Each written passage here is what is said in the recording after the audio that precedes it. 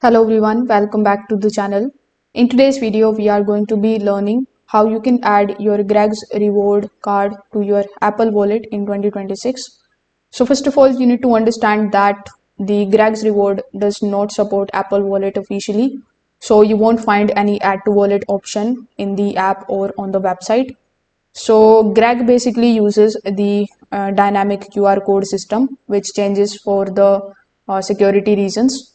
So you can download the Greg's application on your phone, then you can log in into your account.